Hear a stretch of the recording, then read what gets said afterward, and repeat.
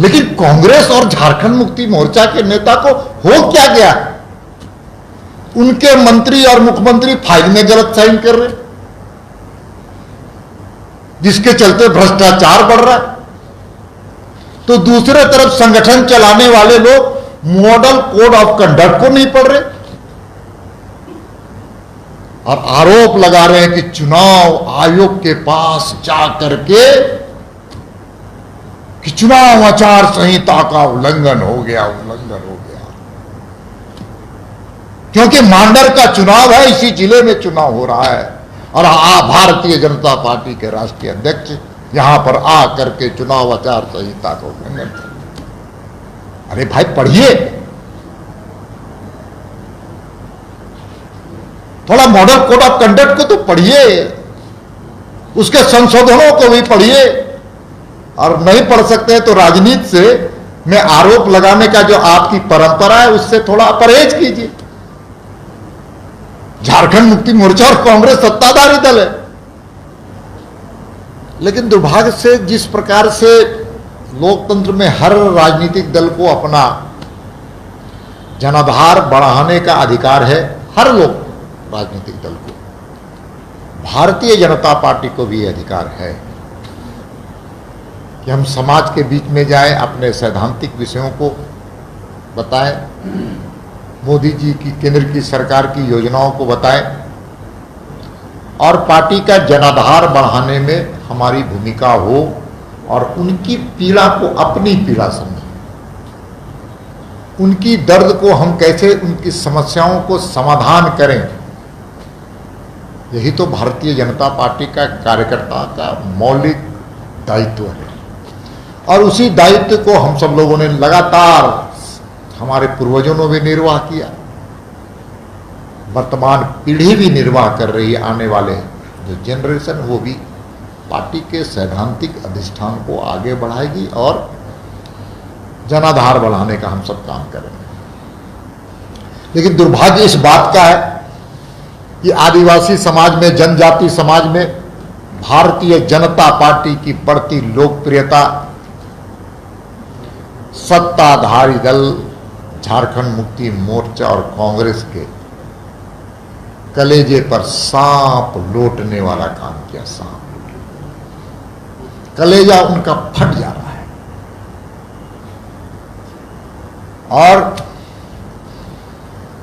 और जब त्रिस्तरीय जो चुनाव हुए हैं पंचायत के, चाहे वो जिला परिषद हो, मुखिया हो, वार्ड सदस्य हो, सर्वाधिक हमारे उम्मीदवार जीत करके आए पार्टी के कार्यकर्ता। ये दलीय चुनाव नहीं है, ये दलीय आधार पर चुनाव नहीं है, उसके बावजूद भारतीय जनता पार्टी के कार्यकर्ता सबसे ज्यादा चुनाव जीत करके आए।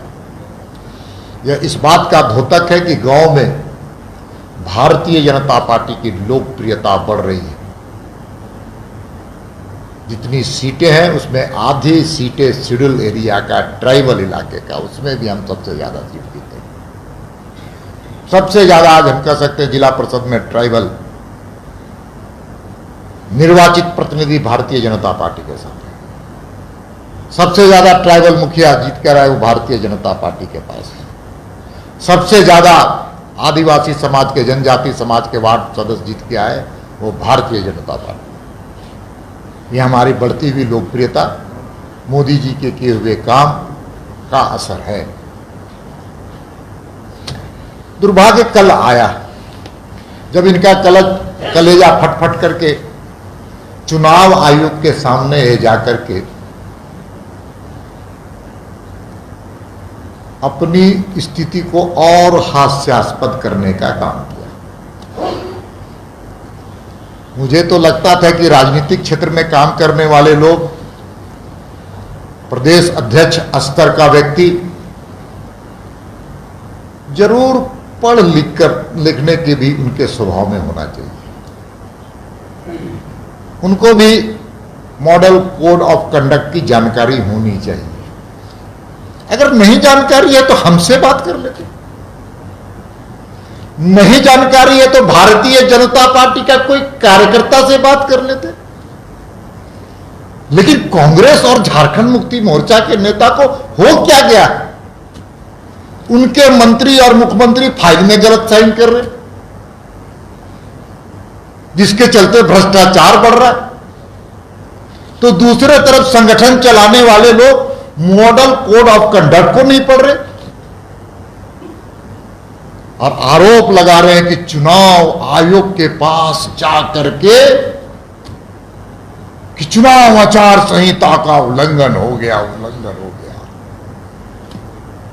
क्योंकि मांडर का चुनाव है, इसी जिले में चुनाव हो रहा है और भारतीय जनता पार्टी के राष्ट्रीय अध्यक्ष यहां पर आ करके चुनाव आचार संहिता का उल्लंघन कर। अरे भाई पढ़िए, थोड़ा मॉडल कोड ऑफ कंडक्ट को तो पढ़िए, उसके संशोधनों को भी पढ़िए।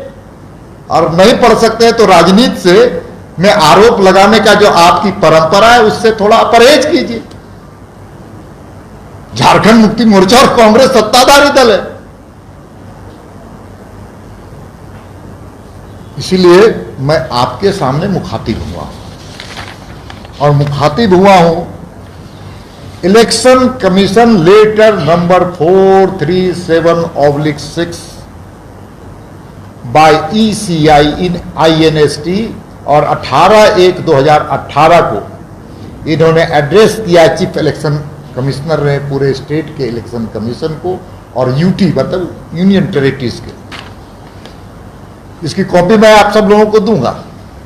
उसमें क्या है, अंतिम पैरा में मैं लेटर का डेटेड इसलिए बता रहा हूं कि प्रामाणिकता रहती है उसमें। अंतिम पैरा क्या है, now the commission has decided that the above direction shall be applied in all future by-elections in the country involving state capital / metropolitan cities, municipal corporation. Accordingly, any district in which corporation / metro / municipal corporation is located. MCC का मतलब model code of conduct would be enforced in the particular assembly constituency segment only and not in the whole of the district. इसका अर्थ ये है कि by elections के लिए जहां पर स्टेट कैपिटल है, रांची की राजधानी है। दूसरा क्या है, मेट्रोपॉलिटन सिटी यदि है तो।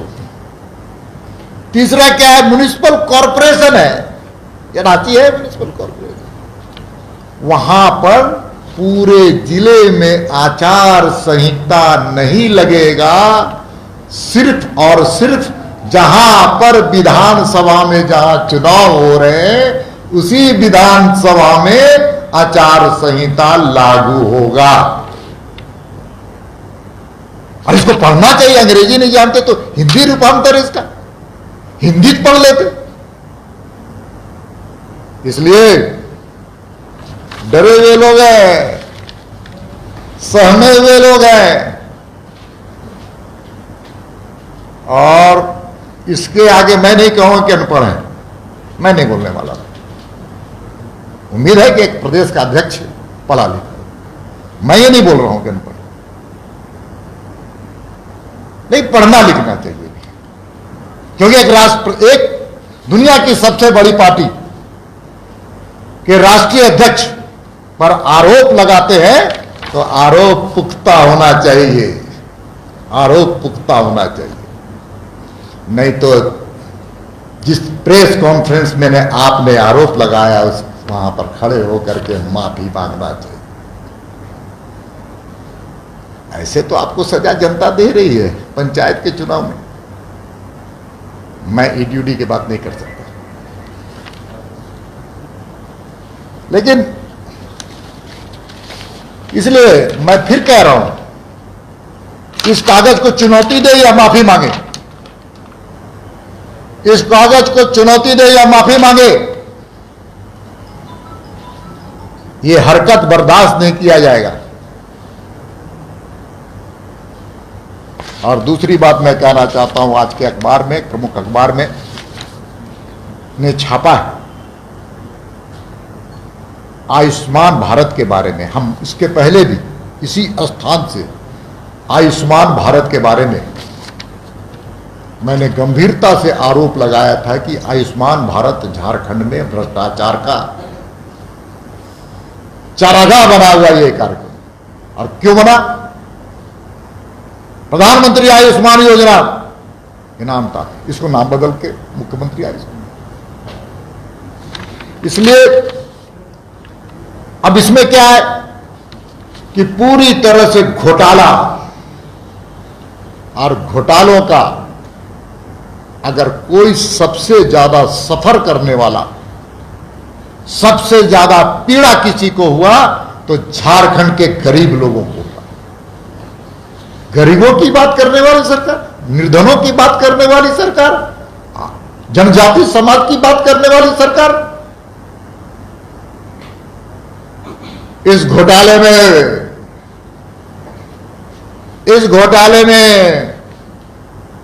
और इस घोटाले में हेल्थ डिपार्टमेंट पूरी तरह से शामिल है, पूरी तरह शामिल। अरे डॉक्टर की क्या मजाल, भ्रष्टाचार हो रहा, करप्शन हो रहा है और मंत्रालय चुप है। आज तक कोई मंत्री का उसका स्टेटमेंट नहीं, अखबार में बोल रहे हैं, हम लोग बोल रहे हैं कि घोटाले हुए, उसकी जांच नहीं हुई। अरे ये सरकार भी गजब है। हम डीसी पर आरोप लगाते हैं कि डीसी महोदय अपनी सास के नाम पर लीज लिया, लेकिन आज तक उन पर कोई कार्रवाई नहीं हुई।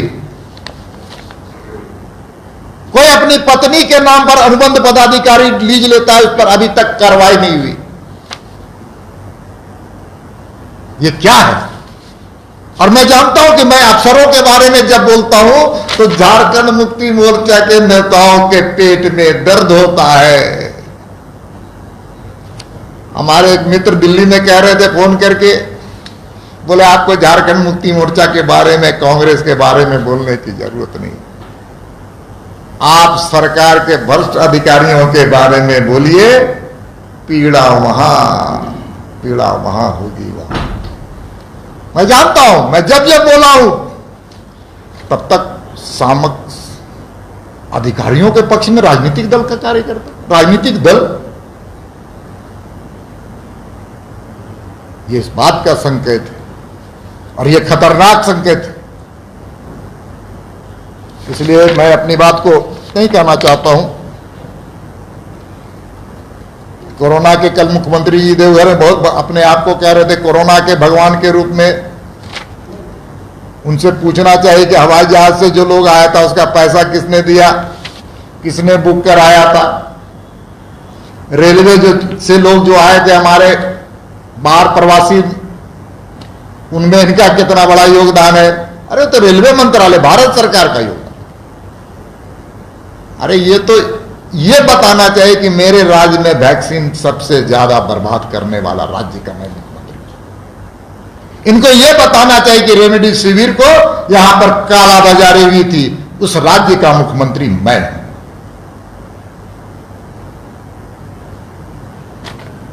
और इनको यह बताना चाहिए कि प्रधानमंत्री जी के द्वारा भेजे गए 80 करोड़ लोगों के जो अनाज है उसमें सबसे ज्यादा कालाबाजारी।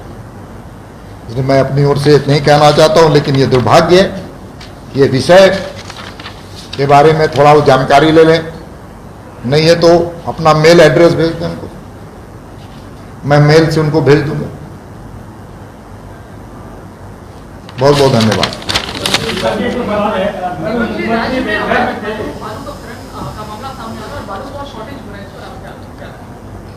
देखिए आज इस विषय पर बोलना है, हम जानते हैं कि विषयांतर ना हो, ये गंभीर मामला है, इस पर मैं बोलना चाहता हूं। लेकिन बालू का विषय प्रासंगिक है।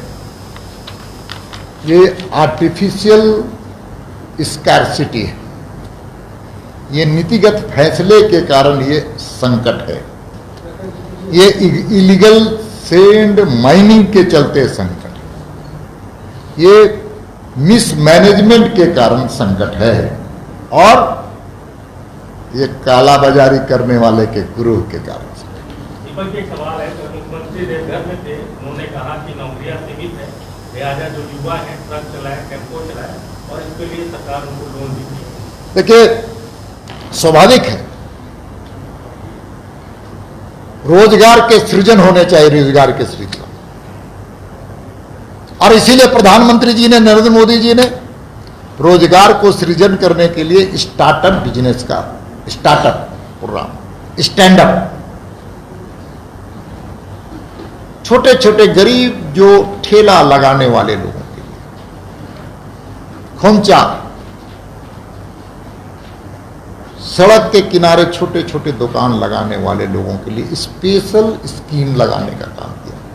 लेकिन राज्य की सरकार को यह जानकारी बताना चाहिए जनता को कि देश के अन्य राज्यों में किस प्रकार से योजनाओं को, लोगों को लाभान्वित करने का काम हुआ, लेकिन यह राज्य पिछड़ गया, उस योजनाओं का लाभ नहीं ले पाया।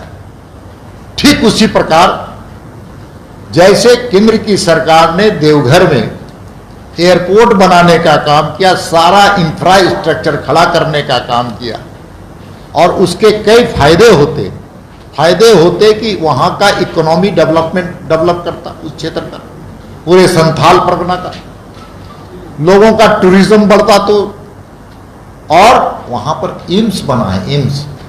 एम्स के जो डॉक्टर होते हैं बड़े माने ख्याति प्राप्त होते हैं, वो दिल्ली से कनेक्टिविटी होगी तो आना जाना करेंगे, तो वहां पर अच्छे डॉक्टर भी वहां उपलब्ध होंगे। लेकिन राज्य की सरकार 500 मीटर से भी कम सड़क, जो अप्रोच रोड है, उसको क्यों नहीं बना रही? क्यों नहीं बना रही? उनको तो माफी मांगना चाहिए कि 500 मीटर की सड़क का निर्माण हमने 28 महीने में नहीं करा पाया। इससे बड़ा दुर्भाग्य क्या होगा? ये विजन है, ये दृष्टि है डेवलपमेंट का। अगर कोई भी स्टेट में कोई चीफ मिनिस्टर होता है तो उसका विजन से ही स्टेट आगे बढ़ने का काम करता है। 500 मीटर रोड आप नहीं बना पाए, जिसके चलते रुका हुआ। स्वाभाविक है, हर आदमी को लोकतंत्र में चुनाव लड़ने का अधिकार है, वोट देने का भी अधिकार है, खान साहब को भी अधिकार है लड़ने का। पार्टी में है, बाकी चीजें देखेंगे, हमारी अनुशासन समितियां हैं, विचार करेंगे, अनुशासन समिति है, पार्टी के काम करने का कोई यहाँ परिवारवाद पर तो पार्टी नहीं है, प्राइवेट लिमिटेड वाली भी पार्टी नहीं है, ये लोकतांत्रिक संस्था है। यही तो पार्टी की खूबसूरत पहलू है। बहुत बहुत धन्यवाद।